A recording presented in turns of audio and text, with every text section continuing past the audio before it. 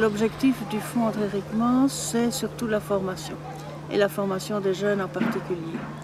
Et c'est ainsi que je me suis dit qu'il fallait faire un effort au niveau de la promotion des handicapés, c'est-à-dire essentiellement la formation des handicapés et la reconnaissance sociale des handicapés. J'ai accepté, disons, de négocier avec Geneviève Riquemans et cette coordination, eh bien, elle en est au point où elle rassemble 5 entités, 5 groupes de personnes vivant avec handicap. Il y a bien sûr les handicapés sensoriels que l'on divise habituellement en auditifs et les visuels. Il y a les handicapés moteurs qui forment un groupe quand même dans cette ville d'environ 300 à 400. Il y a les drépanocytaires, ça c'est ce qui convient d'appeler l'anémie SS. Il y a alors les handicapés mentaux, qui eux ne sont pas Kikwit mais font partie aussi de la coordination diocésaine des handicapés de Kikwit.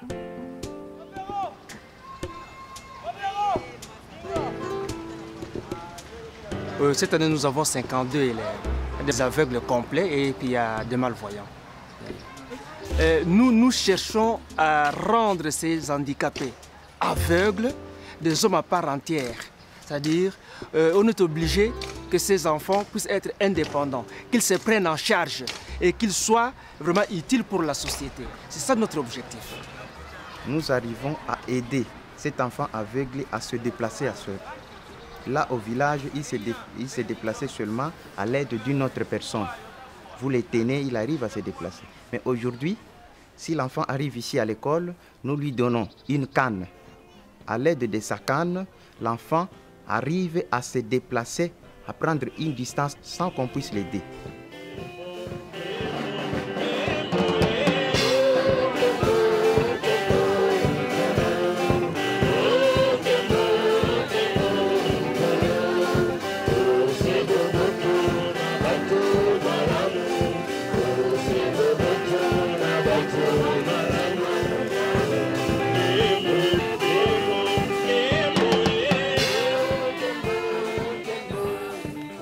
Un homme tout autre quand on apprend.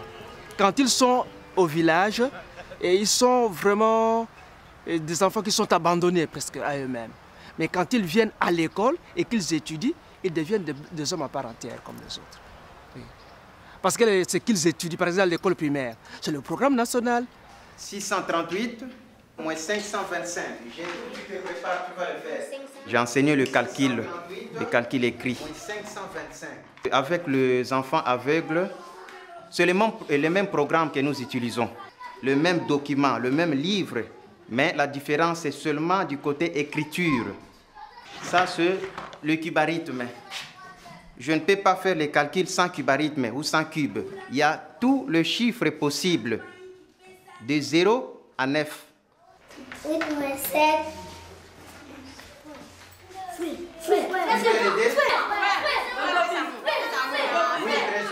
8 moins 7, la réponse égale 1. 8 moins 7 égale 1. Voilà. Ça, on peut calculer mentalement. Ceux qui terminent l'école primaire, qui font la 6e primaire, sont orientés au collège des voyants. Nous avons le système d'intégration. Oui. Alors, l'école professionnelle, c'est-à-dire on apprend les métiers aux enfants qui ne sont pas capables de faire l'école primaire. On leur apprend un métier pour la vie.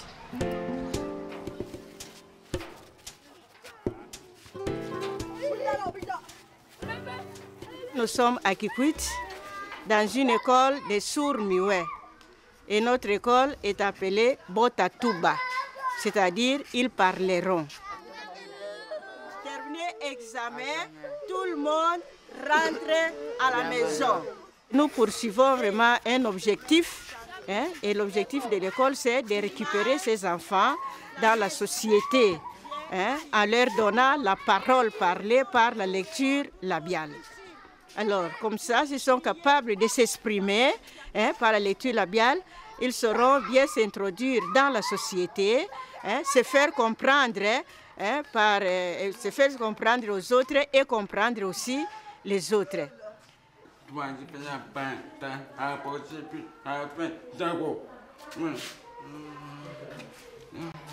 Bango, Vantan. Tu as appris comment tu as trouvé les zéros ici? C'est-à-dire, il a choisi 0 fois 7. Réponse c'est 0. Non, je m'appelle Ndouti Anzeli. Bon, je venais ici pour étudier. Mais en tout cas, pour nous les filles et tout, vers développement. Alors, avant j'étais à tête, mais après, je m'étais malade à l'hôpital général. Après, devenu tout. Je parlais bien, mais ça n'attend pas. Après, le parent accompagne-moi à l'école Boutatouma pour étudier.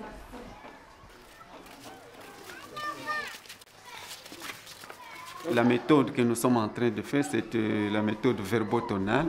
Elle a vraiment des disciplines, le rythme musical et le rythme corporel. Chaque fois on reçoit les enfants ici pour parler, tout le mouvement du corps est exercé.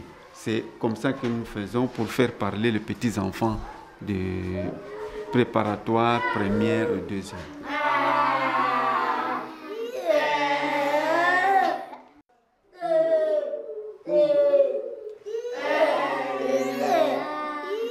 Après ceci, nous commençons avec les voyelles et après les voyelles, on associe à un mot. Après le mot, on forme une phrase. Toi, tu es le Fils de Dieu. Je te réponds. Vous le dites vous-même, je le suis. Tout disant, nous n'avons plus besoin de témoins contre lui. Parole du serviteur de Dieu. Dieu mon Seigneur m'a donné le langage d'un homme qui se laisse instruire pour que je sache à mon tour réconforter celui qui n'en peut plus. La parole me réveille. Alors, vu la nécessité d'encadrer les sourds adultes qui étaient en train de déambuler la ville, demander de quoi vivre, le père Henri de la Quétule a réfléchi. C'est comme ça qu'il a commencé la construction du long bâtiment que vous voyez là-bas. L'œuvre est dénommée Atelier scolaire Yezu Nsadi, ça veut dire Jésus ouvrier. Donc c'est des ateliers qui sont situés dans l'enceinte du complexe Botatouba. Quand le sourd arrive, chacun choisit le métier qu'il veut apprendre. Soit la couture, si c'est surtout pour les filles, la couture, la menuiserie pour les garçons, la cordonnerie, puis la maçonnerie. Donc la formation dure 2 ans avec succès. S'il s'applique, il s'adapte, c'est intelligent, 2 ans après, il termine sa formation.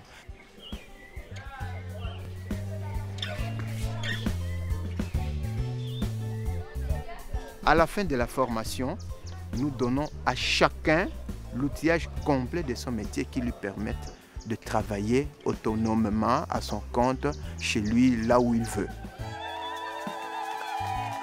Tout récemment, nous avons remis à Botatouba, c'est-à-dire chez les sourds, nous avons pu remettre un certain nombre de certificats de fin d'études au métier.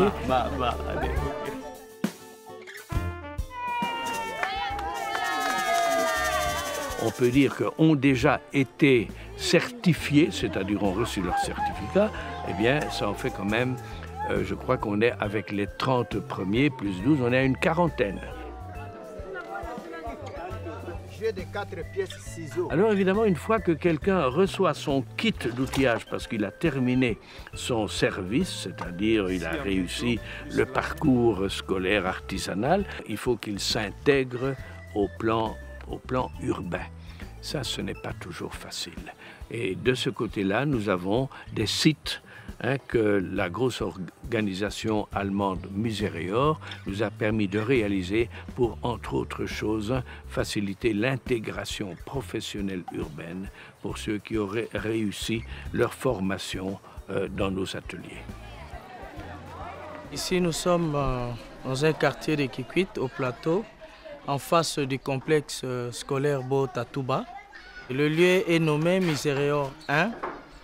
C'est un lieu de travail pour les handicapés sourds-muets. Ils font la menuiserie et la cordonnerie.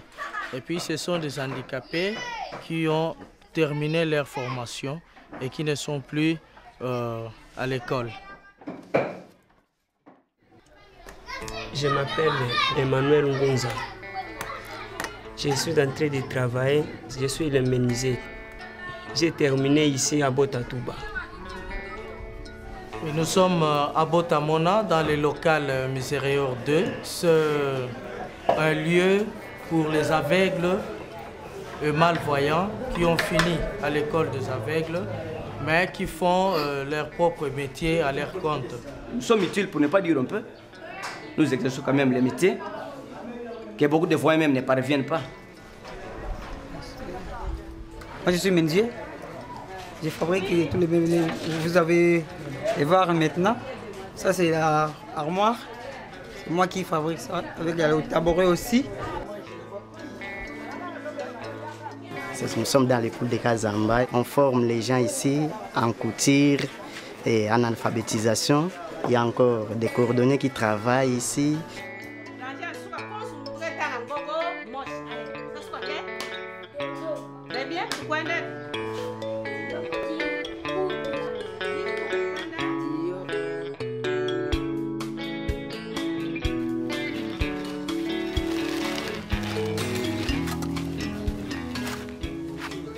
Et à l'instant même, nous sommes occupés à construire une grande salle polyvalente dans le complexe des handicapés moteurs qu'on appelle le complexe Simon de Sirène.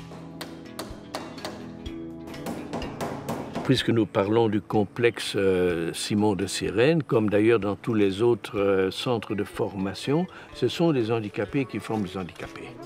Nous avons une salle d'informatique où le principe est le suivant. Les handicapés moteurs, formés par les handicapés moteurs, ont une formation gratuite. Un autre handicapé moteur donne des cours à des gens normaux. Disons, c'est cet argent-là qui permet de payer les handicapés moteurs qui auront formé gratuitement leurs collègues handicapés moteurs. Donc ce centre des handicapés moteurs à Simon de Sirène, je crois, va devenir un site à la fois très vivant, mais à la fois très agissant pour, disons, démontrer qu'ici au Congo, les personnes vivant avec handicap sont prises en charge, je dirais presque aussi bien qu'en Europe.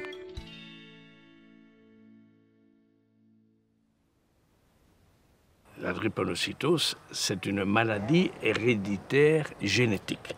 Donc ce sont les parents qui, s'étant mariés sans connaître leur groupe sanguin, eh bien, amènent tous les deux une hémoglobine déficitaire, c'est-à-dire une hémoglobine S, d'où sickle cell, parce que cette hémoglobine S a la forme d'une faux, comme on dit, c'est le mot anglais, sickle cell anémie. Et on parle de 20 à 25% de la population qui ont une hémoglobine AS. Alors il y a un quart des enfants, statistiquement parlant, qui seront des enfants sickle cell ou enfants qu'on dit handicapés SS. Le médicament qui est le plus utile pour remettre quelqu'un en forme, c'est l'Hydrea. Et l'Hydrea, une prise d'Hydrea, c'est $11. Mais $11 qu'on devrait prendre tous les mois, imaginez un petit peu, il y a des gens qui ne gagnent même pas ça. Ils survivent, mais ils ne gagnent pas ça, ils n'ont pas ça entre les mains. Donc vous comprenez un peu la raison pour laquelle je suis très, très sensible à cette maladie. Et depuis 4 mois, depuis presque 5 mois, je suis en campagne de prévention.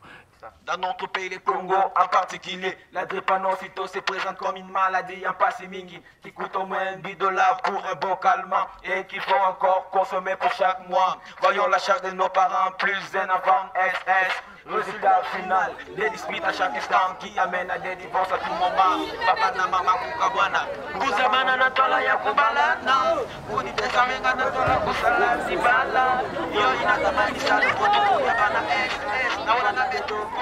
nous avons utilisé tous les moyens possibles qu'on appelle les moyens de communication sociale. Une voiture s'est déplacée en permanence avec de gigantesques panneaux qui changeaient tous les 15 jours pour alerter la population sur la gravité de la maladie. Il y a maladie il y a cyclanémie, drépanocytose. Eh bien, il y a 4 radios locales qui ont pu, environ tous les 10 jours, envoyer des messages très structurés concernant cette maladie et l'urgence qu'il y a pour les adultes d'accepter de se faire, n'est-ce pas, dépister et avoir une carte ou un passeport qui leur permet de signaler ce qu'ils ont dans leur bagage génétique. Et en finale, nous avons aujourd'hui posté le long d'une artère principale de la ville de Kikwit, 4, j'appellerais ça des kiosques, où seront en résidence des parents de drépanocytaires qui auront la capacité de donner des informations et surtout de poser des questions à ceux qui viendront les voir.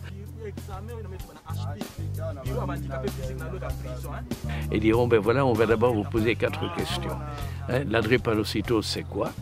On l'attrape comment? Est-ce que ça se guérit? Et finalement, que faut-il faire pour, disons, progressivement arrêter cette espèce d'étendue de la maladie? Et autour du 20 avril, nous allons commencer ce qu'on appelle le dépistage volontaire ici à Kikwit.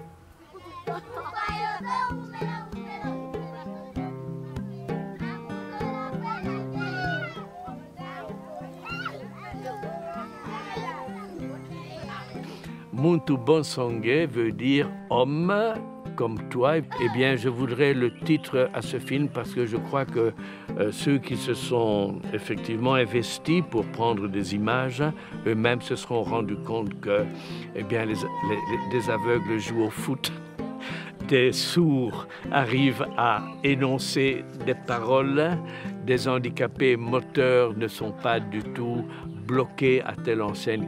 Donc, homme comme toi, c'est pour inviter les handicapés justement à se considérer comme, n'est-ce pas, comme tout le monde.